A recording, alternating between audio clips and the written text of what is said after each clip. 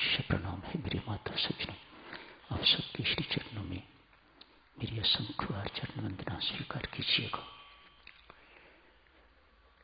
सही शब्दों में और बड़े साधारण शब्दों में कहा जाए तो परमात्मा से प्रीति हो जाना ही इस जीवन का लक्ष्य है। बस इस संसार में किस लिए आए हैं? सिर्फ इतने से काम के लिए, परमेश्वर से प्रीति हो जाए। बाकी काम साधक चुनाव में स्वयं करेगा। भरोसा रखो, विश्वास रखो इस बात पर। सिर्फ करना है तो इतना ही करने की जरूरत है, उस परमात्मा से प्रीति हो जाए। यही जीवन का उद्देश्य है। ये नहीं तो सब कुछ मिल गया, सब बेकार, किसी काम का नहीं। उस मालिकों के मालिक से प्रीति हो जाए, बस जीवन सफल हो गया। दो शब्द कहने से पहले साधक जनों, एक निवेदन है। 7 से 10 जनवरी तक हांसी में और 28 से 31 जनवरी तक ग्वालियर में साधना सत्संग होने जा रहे हैं। जो साधक इन साधना सत्संगों में सम्मिलित होना चाहिए, उनसे करबद्ध प्रार्थना है वह अगले रविवार तक अपने अपने नाम लिखवा दीजिएगा। जिन साधकों को अनुमति मिले केवल वही वहां पधारे। एक साधना सत्संग हांसी में है, दूसरा ग्वालियर में। आज ही नाम बेशक लिखवा सकते हैं आप, अगले रविवार तक अपने नाम लिखवा दीजिएगा। जिनको अनुमति मिलेगी उनकी सूची बाहर लिख के लगा दी जाएगी। केवल वही पहुंचेंगे जिनको अनुमति मिलेगी। पिछले रविवार साधक बाबा नानक का प्रकट दिवस था। बहुत धूमधाम से विश्व भर में मनाया गया। चर्चा चली थी, कीर्त करो, नाम जपो, वंड छको, सत्कर्म करो, परमात्मा का सिमरन करो, नाम जपो और सद्व्यवहार करो। बाबा नानक की मुख्य शिक्षा, वंड छको, मिलजुल के खाओ। जाति भेद, दूसरे भेद इससे मिट जाते हैं। उस वक्त इस चीज की बहुत जरूरत थी, सो बाबा नानक ने यह काम किया। स्वामी जी महाराज लिखते हैं, राम राम भजकर श्री राम करिए नित्य उत्तम काम। एक ही बात। साथ ही साथ ये भी साधक ने अर्ज की थी आपसे, राम की चिड़िया राम का खेत, खा लो चिड़ियों भर भर पेट। बाबा नानक कितनी सुंदर बात कहते हैं,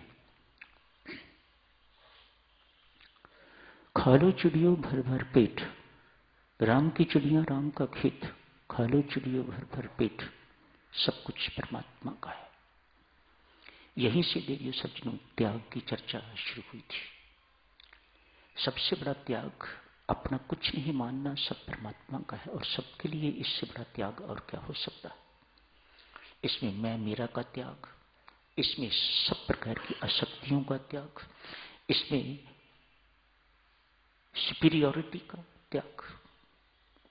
जब अपना कुछ है ही नहीं तो फिर सुपीरियरिटी, उत्कृष्टता किस बात की। जब मैं ही नहीं, जब सब कुछ परमात्मा का है, तो फिर कर्तापन का अभिमान मानो। सब प्रकार के त्याग इस बात में समाये हुए हैं। राम की चिड़िया राम का खेत, खा लो चिड़ियों भर भर पेट।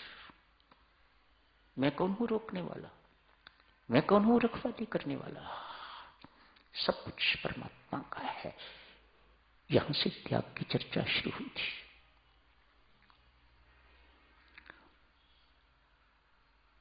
बृहस्पति का पुत्र दृष्टांतों के माध्यम से बात शुरू हुई थी, जारी रखेंगे साधक में इसको। बृहस्पति महाराज जी का पुत्र कंस विद्या अध्ययन करके लौटा है। फिजिक्स केमिस्ट्री नहीं, पराविद्या करके लौटा है, उपनिषदों का अध्ययन किया है, गीता जी का अध्ययन किया है,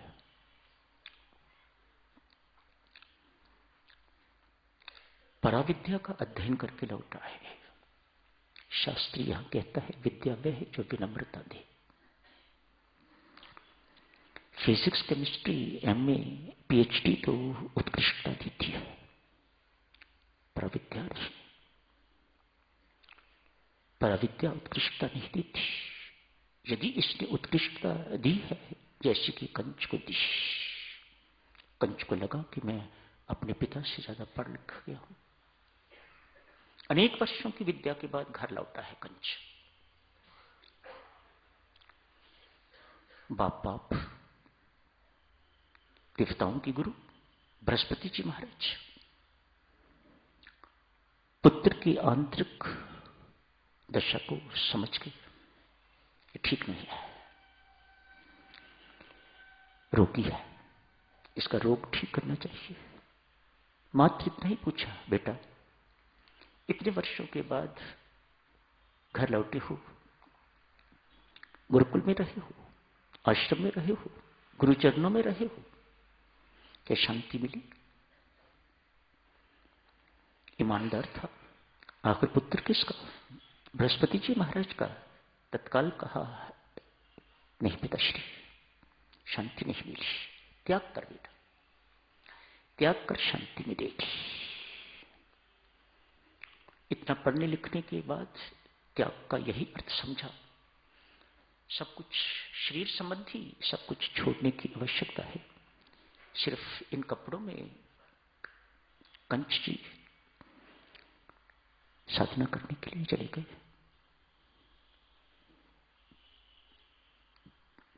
एक वर्ष के बाद क्यों पुत्र, शांति मिली? नहीं पिताश्री। त्याग कर बेटा, फिर वही बात, त्याग कर बेटा, शांति मिलेगी। एक लंगोटी पहन के एक वर्ष और साधना की, तब भी यही हाल, यही प्रश्न, यही उत्तर। लंगोटी भी छोड़ी, सब कुछ छोड़ दिया, उसके बाद भी शांति नहीं मिली। बाहर की चीज नहीं है ये शांति, तो मिलेगी कहां से? बाह्य वस्तुओं के त्याग से शांति कैसे मिलेगी? शांति का संबंध बाहर से है ही नहीं, बाहर जगत से इसका कोई सरोकार नहीं है। जितना अंदर जाओगे उतनी शांति ही शांति। अंदर तो शांति का भंडार है, भरा पड़ा है, प्रेम का भंडार है अंदर। कोई भीतर मुड़ने वाला हो, मुड़े, अंदर जाए, भीतर जाए, भीतर जाए, डूबता जाए, बाहर निकलने की कोई गुंजाइश नहीं। मानो बाहर कोई निकलेगा तो बताने वाला नहीं रहेगा क्या हुआ भीतर।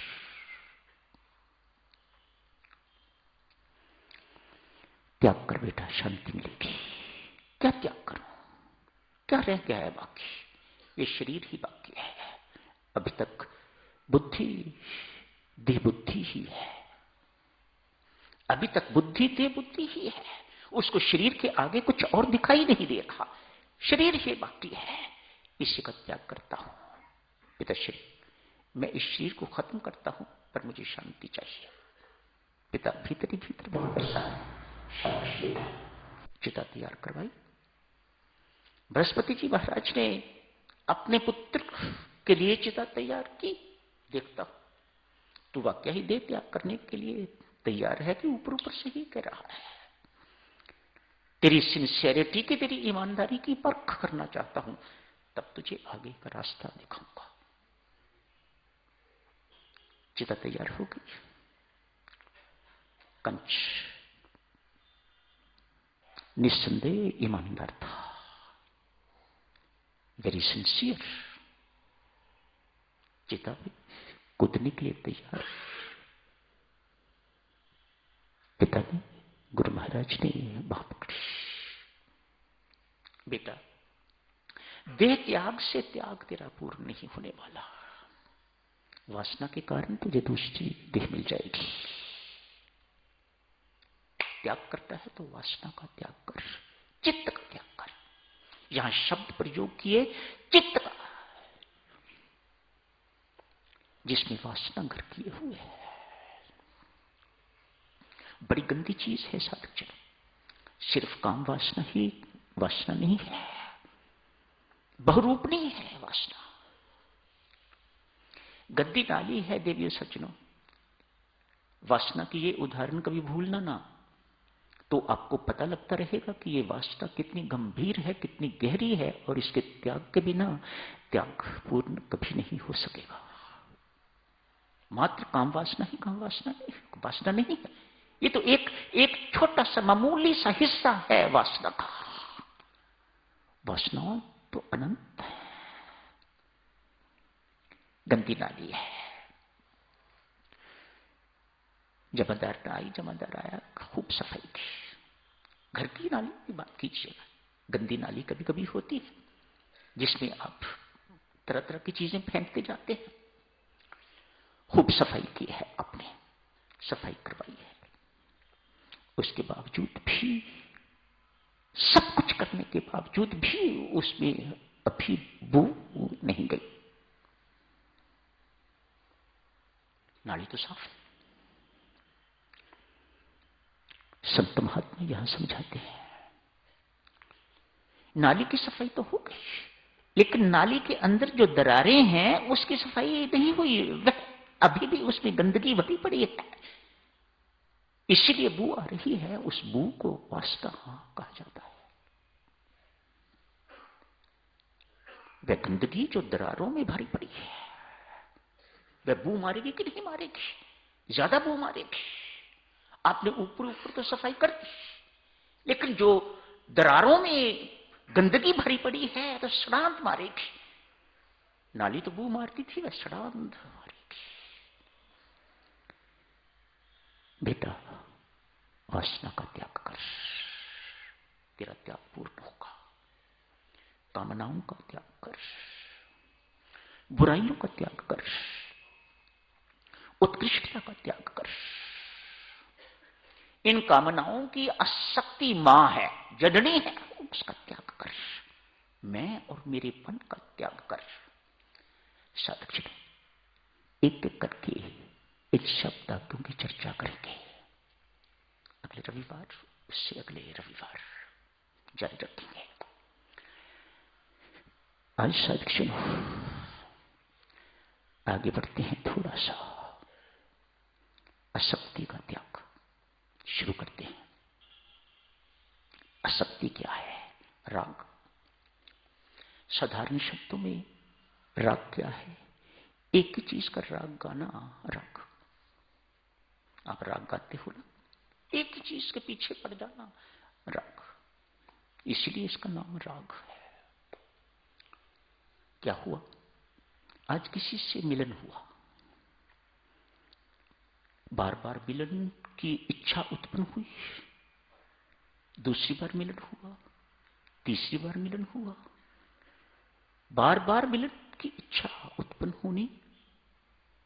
अब थोड़ी थोड़ी आपस में प्रीति होने लग गई, बात करने को मन, स्पर्श करने को मन, और अधिक देखने को मन, पास बैठने को मन, इत्यादि इत्यादि। ये सिलसिला बढ़ता ही जा रहा है।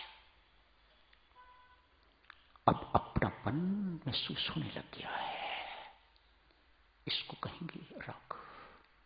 आसक्त हो गए। आगे बढ़ते हैं। ये यहीं खत्म नहीं होती, ये राग यहीं नहीं खत्म होता। वीत राग व्यक्ति ऐसे नहीं बनता, राग रहित व्यक्ति ऐसे ही नहीं बनता। कैसे होगा? आसक्ति यहीं खत्म नहीं होती, राग यहीं नहीं खत्म होता, ये मोह में परिणत हो जाता है। ये राग मोह में चला जाता है। अब हालात इस प्रकार के हो गए, जब आप उसके बिना रह नहीं सके तो मोह हो गया। अब चाहे कोई तिरस्कार करे, चाहे कोई अपमान करे, लेकिन अपनेपन में कहीं फर्क ना पड़े तो वो ग्रस्त हो गए। घर में माता यही होता है ना, पुत्र के प्रति मोह, पुत्री के प्रति मोह, इत्यादि इत्यादि। रोज झिड़कियां देते हैं पुत्र पुत्री, लेकिन आपके अपनेपन में तो कोई फर्क नहीं पड़ता। संत महात्मा कहते हैं इसी को मोह कहते हैं। हम सब मोहग्रस्त हैं। मोह की बात तो नहीं करनी। भक्तजनों में इस आसक्ति से बचिएगा। काश इसको काटने की कोई छुरी या कोई तलवार या कोई आरी होती, कोई बम्ब आविष्कार हो गया होता कि इसको आसक्ति को मारा जा सके, नष्ट किया जा सके, खत्म किया जा सके, तो विज्ञान ने आज तक अनेक बना लिए होते और हमें सबको अनासक्त बना दिया होता। नहीं, आसक्ति कटेगी तो आसक्ति से कटेगी, आसक्ति मरेगी तो आसक्ति से मरेगी। यही आसक्ति जब परमात्मा से जुड़ जाएगी, प्रीति हो जाएगी, अनुरक्ति हो जाएगी, अनुराग हो जाएगा, तो ये संसार के प्रति आपकी आसक्ति को कटेगी।